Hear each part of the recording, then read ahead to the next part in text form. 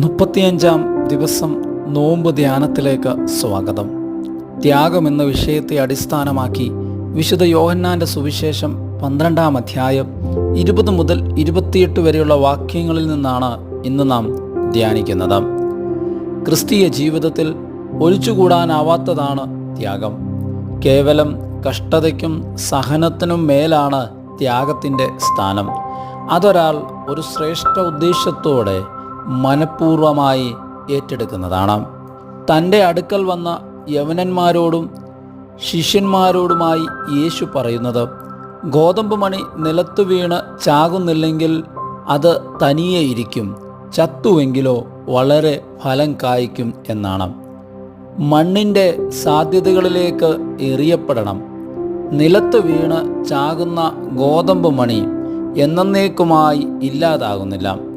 നിറഞ്ഞ കതിർമണികളായി പൊലിച്ചു വരുന്ന സാധ്യത അത് ഉള്ളിൽ ഒളിപ്പിച്ചു വെച്ചിട്ടുണ്ട്.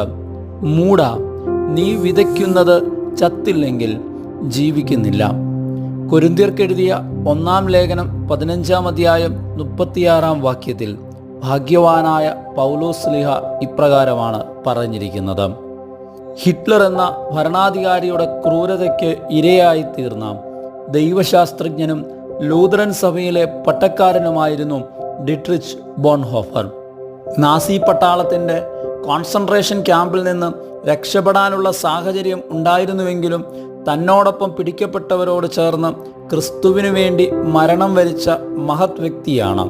1945 ഏപ്രിൽ മാസം 9-ാം തീയതി താൻ തൂക്കിലേറ്റപ്പെടുന്നതിന് മുൻപായി പറഞ്ഞ വാക്കുകൾ പ്രശസ്തമാണ്: this is the end for me, the beginning of life. തറയിൽ ഒരുപിടി മണ്ണിൽ സുഖമുള്ള വേദനയോടെ ഇഴുകിച്ചേർന്ന് പുതിയൊരു നാമ്പായി പുതുകതിരുകളായി ഉടയവനൊരു വലിയ കൊയ്ത്തിന് ബലിയാകാം. ദൈവം നമ്മെ അനുഗ്രഹിക്കട്ടെ.